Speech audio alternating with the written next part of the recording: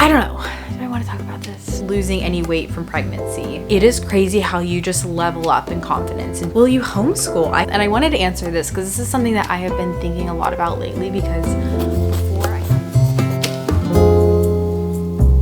today we are chatting. We are just sitting down, gonna have a nice chat. I've been filming these more vlog style lately, but sometimes it's nice just to sit. Almost feels more like a podcast. I'm gonna answer some questions over on Instagram. I'm gonna try to not only talk about mom things. I tried to pick some other questions that didn't pertain to kids, babies, all that, because I know that has been very central to videos lately, because it's very central to my life right now. I made myself a little fun drink. I have hardly had any water today, so I went ahead and made my favorite kind of electrolyte drink. This is from Element. I have shared Element a few times on my channel before, but it is my favorite when it comes to electrolytes. So hydrating. So thankful to be partnering with them on today's video. I always like to share them because I'll have a link down below and you will get a free sample pack with any purchase that you make.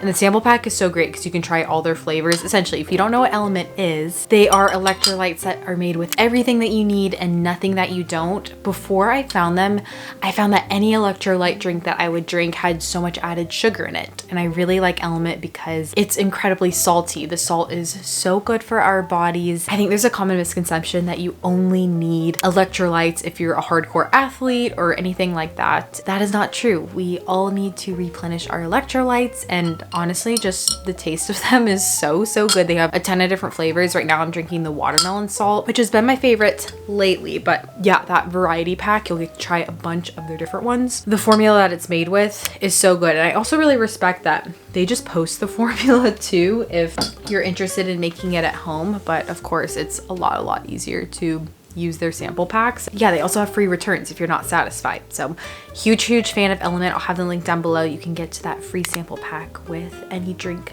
purchase. Got a question about any tips for the first year of marriage. I love this question. Aiden and I's 4-year wedding anniversary is coming up next week, I'm pretty sure, or is it this coming week? And wow, I absolutely cannot believe it's almost been 4 years. Going back, honestly, our first year of marriage was so much fun. We didn't live together until we were married, and so I think that element just made it really special in terms of, yeah, when we lived in New York City when we were dating, Aiden would always take the subway to drop me off, and then he would go back home 45 minutes on the subway at midnight, 1 a.m. after we hung out late. And so it was so special when we lived together because that was something that we just always looked forward to. And honestly, it was such a smooth transition. I mean, I was so excited to have him as my husband, but also my roommate. Yeah, I just remember him always leaving my apartment, and it was so sweet that we just got to stay together when we were in our home and building our first physical home together, even though we were in an apartment. It was just so much fun. But I think something that's been central to just our marriage throughout all the years is communication and having check-ins. I think it can be really easy to start to feel like roommates. I know I said that word, but just to kind of get used to each other and stop prioritizing each other as husband and wife. And I think especially now with the baby, this is something that we have learned the past months since our son was born, is just have check-ins and see where the other person is at, see if there's anything that they're just wanting to chat about, they're just wanting to talk through, whether that be about finances, work things, day-to-day life. It's so easy just to go through life and be busy and, you know, not talk about those things, and then they build up, resentment can build up. And so just to continue having check-ins. I remember we used to have this marriage journal, which we haven't really done in a long time, but we did do that our first year of marriage. We did do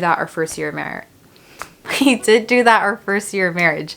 Someone gave it to us as a gift, and that was so sweet. I'll try to link it down below if I can find it, but that really helped with those check-ins. Tips for an unmedicated birth. I also got a question about what did you do to prep spiritually, physically, mentally for birth. I want to say first and foremost that while I loved my birth experience, I would like to try to go unmedicated the next time if we are able to have another baby.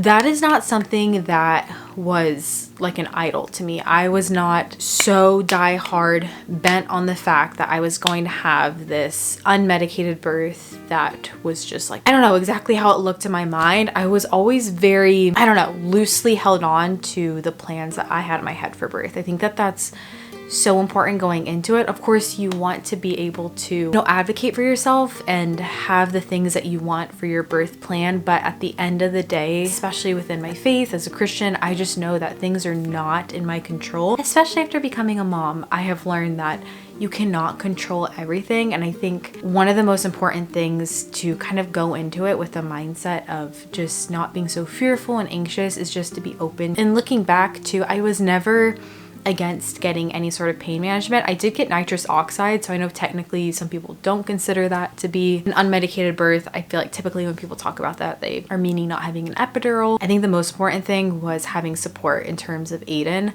I cannot express how important it was for him to be helping me. Of course, physically with different things that you could do. We did do a birth class, but looking back, I don't even know necessarily how helpful that was. But just his words of encouragement and his being there, supporting me, so important. Knowing different kind of coping mechanisms. I did have the labor combs. I felt like those were really helpful. Having a very peaceful environment. I did give birth in a hospital and I loved my hospital experience. It was so great. My nurses were just absolute angels on this earth. I think the thing that makes it possible is just knowing that there is an end goal of you're going to get to meet your baby. So many other instances in our life of experiencing physical pain, there isn't necessarily a reward at the end of it. And I think that that was so motivating, and just knowing that my body was built for this moment.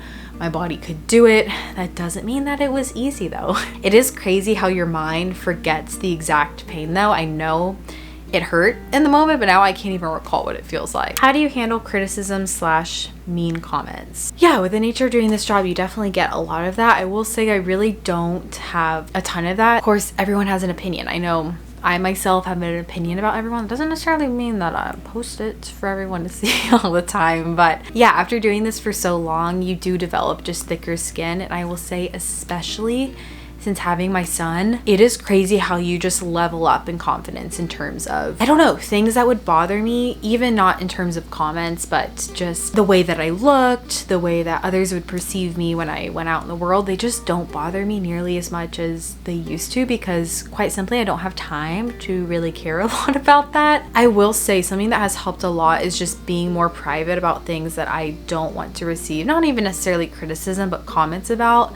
That's why I really don't share a ton of my family. I don't share a ton of my friends online, because while I'm used to people picking apart me, it does still hurt in a different way when it's people that mean a lot to me, that are important to me. And so I do keep things a lot more private than maybe I used to when I first started doing YouTube. How did you approach losing any weight from pregnancy? I have never sought out to lose my weight from pregnancy. I did not weigh myself throughout my pregnancy at all. When I would go to those appointments, I just wouldn't look at the scale. I honestly have done that for years and years now. And so I try to just go by how I feel. I will say, dealing with a lot of that postpartum anxiety early on, which I've shared a lot of that journey. I have a whole postpartum video if you want to watch that. I do want to say that going through that, I did not have much of an appetite at all. And so I did find that I lost a lot of that very quickly early on. I just noticed that personally. And I think now, while I don't weigh myself, I do think I weighed less then than I do now, 2 weeks after I had my baby, because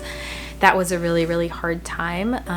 But I think that you just do what you can. My son really keeps me very active. He likes to go on walks. He likes to be out and about. I just think naturally I've been moving my body more. I will say food has been a lot harder for me. For some reason, ever since I had him, I have had zero desire to eat healthy, especially when it comes to eating vegetables and salads. I don't know what it is. I don't know if it's because I'm not sleeping as much, but I just crave things that are a lot more tasty. It took you 9 months to grow your baby. Your body went through so many changes all at once, and especially going through birth, it just made me realize how my body is so much more than the way that it looks, how much, loose skin I have, all of that. And of course, I will still stumble upon photos when I was at my peak of my fitness journey, eating super healthy. And of course, I look at my body then, I'm like, wow, I looked so jacked. But that was a different time in my life. Now, my priorities are just different. I was actually just listening to the What We Said podcast, and they were talking a lot about this, how it's okay that your life doesn't look that way anymore. And that was, you know, where so much of your time was spent. And now it's just not. Like, I'm a mom,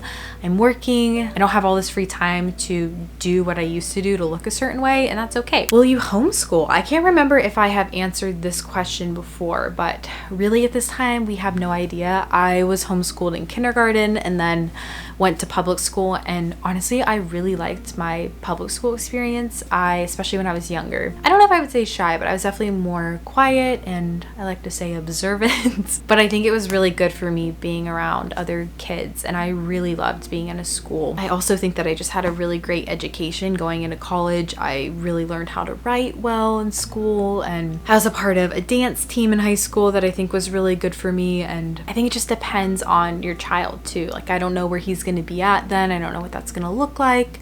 I'm not opposed to homeschooling. I think especially it depends on what the schools look like wherever we are. Yeah, I think probably right now leaning towards not homeschooling, but that could change. I know that there are a lot of kind of co-op situations, not to say that if you homeschool you're not around other kids, because I definitely know that that's not the case. But yeah, I think it'll depend on where he's at, what his needs look like, and what he just resonates most with too. I thought this question was funny. It says, are you becoming a crunchy mom? And I wanted to answer this because this is something that I have been thinking a lot about lately, because before I had my son, I definitely ascribed more to that kind of lifestyle, very mindful about what I was eating. I love the quote of, I was the perfect parent until I had kids, because it is so true. And especially even I've been open about our formula feeding journey, and that was something that if you told me before I had him, I just thought that I would exclusively breastfeed until he was a year and a half, whatever.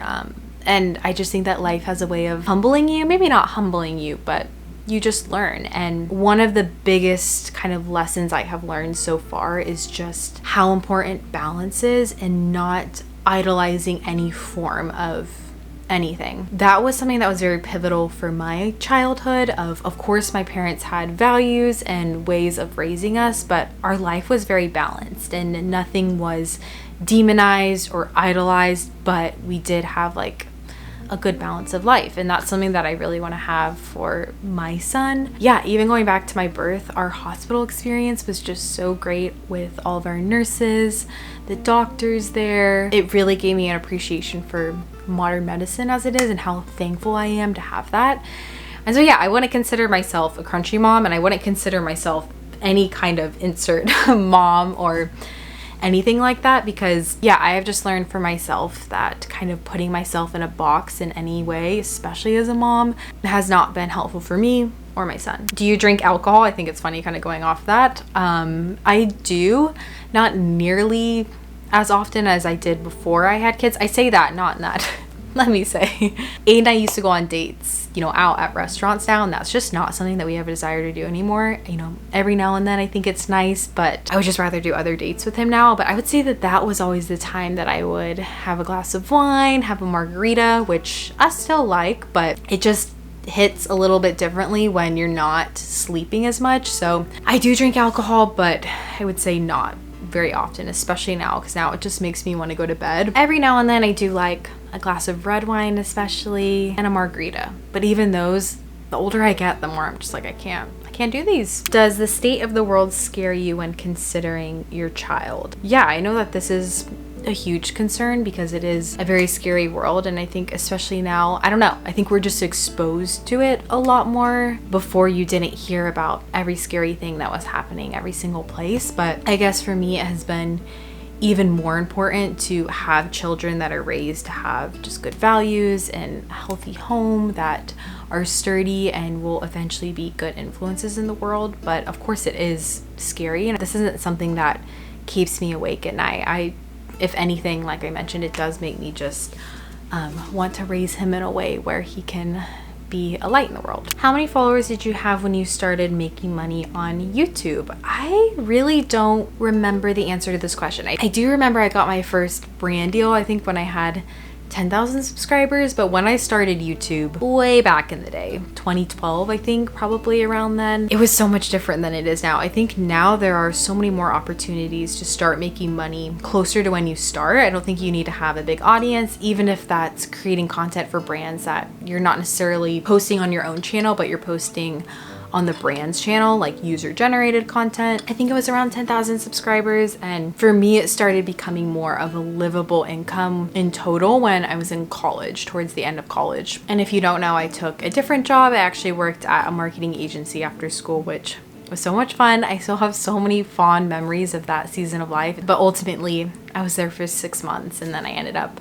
quitting to do this full time, and since then I have been doing it as a full-time job, and I am so thankful to do this as a job. It is my dream job. I try to say it as often as I can because especially now with being able to stay home and work from home, I just feel so blessed to be able to be with my son most of the time at home and still get to do this job that feels like a hobby for me. Very much started this in my bedroom when I was a teenager, just making videos. I actually started this making American Girl doll videos way back in the days. Did you like the amount of time y'all waited before having a baby? Got married when we were 22, and then we had Connor when we were both 25. So it was about 3 years that we were married before we had him. And for me, that felt like such a good amount of time. Honestly, our whole trajectory that we dated has just felt really great. We dated for 4 years, got married for a few years, and then had Connor. And I'm so thankful for that time to just kind of deepen our relationship together, go do stuff out in the world, even though I still think you can do a lot of those things with kids. It was just so special, especially looking back on our dating years in New York City. I am so thankful for that season of our life. It was like a movie. It just felt like we were in a movie,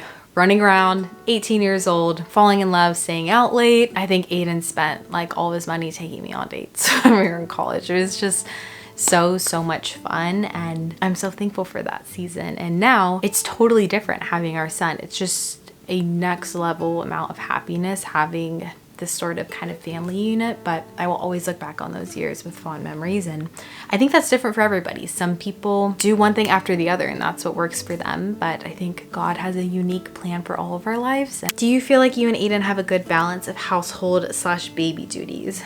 Yes, I wanted to share this too because I think a lot of times when you watch my videos, it may look like it's me doing 100% the house stuff, 100% the baby stuff, but that's usually because I'm filming on the days when those are kind of my domain. And I think throughout our marriage, there have been just different seasons for everything, especially right now while we're both technically working. I will say a lot of the household stuff we do split between the two of us, especially now ever since having Connor. I feel like he has been much more of the cleaner in terms of doing the dishes and even cooking our dinners, all that stuff. He does work a full-time 9-to-5 job. Thankfully, he works a lot from home, which is super helpful for me to be able to get some work done too. Right now, while I'm filming this video, he's doing a contact nap with Connor, so I can hopefully have a little bit more time to record. This is an area that I don't think we have ever really had a lot of arguments about in terms of who does what. For one, because I think we've clearly communicated, and especially, I don't know, after having Connor, it's very much like, okay, I need you to do this, I need me to do this. And I think a lot of times a lot of that comes about because, I don't know,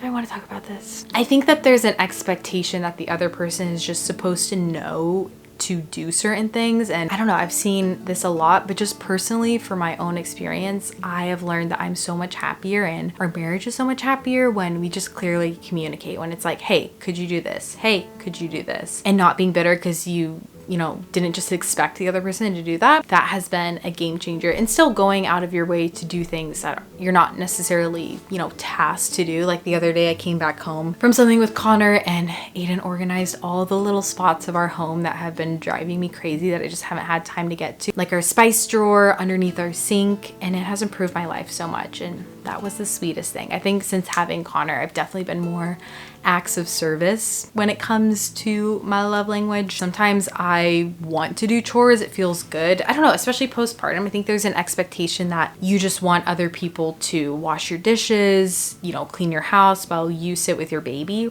And I had a lot of that for the most part. There were also times when I wanted to be the one to do those things because it felt just comfy to kind of be back doing the things that I enjoyed, especially when it comes to cooking. And I do take a lot of pride in just like taking care of our home and making it like soft and cozy. Thoughts on having a doula. This is something that I've gotten questions about. A lot of times people don't know what a doula is. Essentially, a doula is meant to kind of help you go through birth, and it was something that I really wanted to have, especially being in a hospital, because I don't know, I had just heard so much that hospitals will push these interventions on you that you don't necessarily want.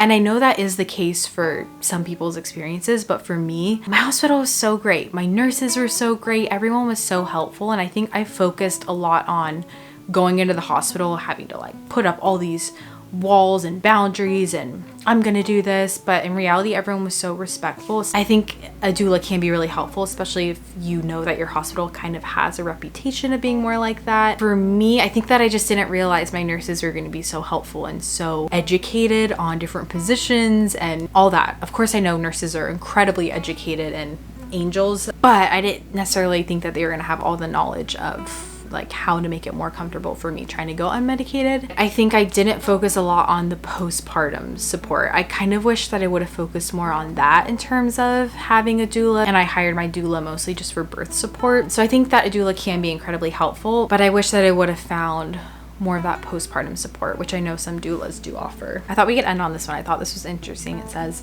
"Is your faith as strong as it used to be?"